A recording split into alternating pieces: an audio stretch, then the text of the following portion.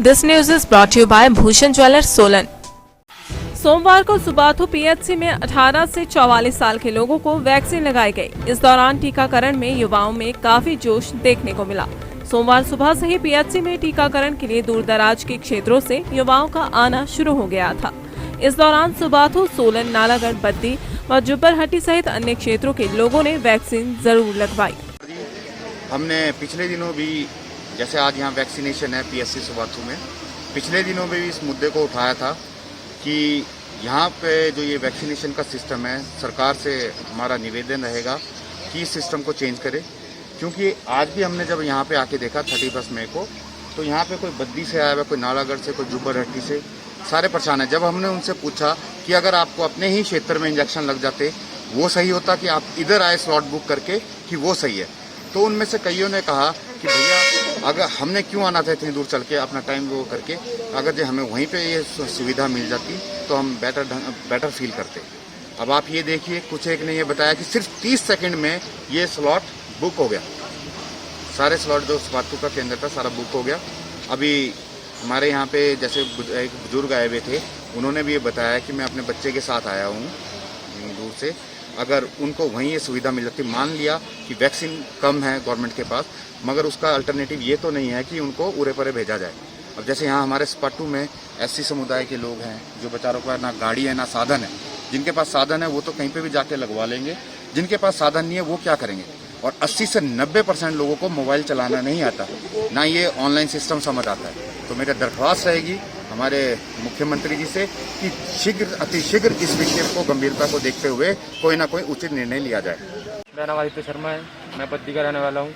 मैं वर्तमान कंपनी में जॉब करता हूँ। मैंने वहाँ से अपनी वैक्सीन बुक करी तो मुझे ये स्पाटू का स्टेशन बुक कराना पड़ा। और अगर ये हमारे साइड जैसे कि पंचायत के थ्रू या आधार कार्ड लेके या कुछ भी करके अपने साइड में लगाया जाता है इंजेक्शन वगैरह, तो ज़्यादा बेटर रहता है। ये मैं सुबह 7 बजे चल पड़ा था वहाँ से जी।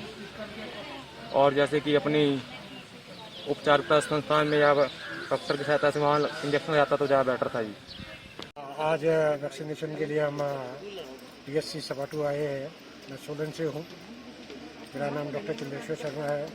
आई am senior citizen. I come with my son for the vaccination. मेरा मानना ये है कि अगर वैक्सीनेशन के स्लॉट्स जिस तरीके से आप लोगों ने बनाए हैं, लोगों ने स्लॉट्स बुक किए, परंतु उन स्लॉट्स में कोई लोग आ रहे हैं, कोई नहीं आ रहे, इससे वेस्टेज हो रही है आपकी हमारी मेडिसिन की, क्योंकि आगे हम नहीं निकल सकते हैं। अगर हम इस चीज़ को सिस्टमेटिकली, अल्फ़ाबेटिकली या वार्ड वाइज या पंचायत वाइज करें तो हमारी सेविंग भी हो सकती है वैक्सीनेशन की, और सबको आसानी भी होगी। और फ़ायदा ये रहेगा लोगों को कि सबको वैक्सीनेट सब हो जाएगी, जागरूकता रहेगी, लोगों में जागरूकता आएगी। क्योंकि ये समय एक ऐसा समय है कि आया है समय, आज जो टाइम पास हो जाएगा, we have to take over this thing कि भी all the way we should be awaited, और जागरूक हमें होना चाहिए ताकि सबको जो है वैक्सीन सबको लगे, सब हमारे जो है सेफ हो सके। दिव्य हिमाचल टीवी के लिए सुबाथू से कपिल गुप्ता की रिपोर्ट।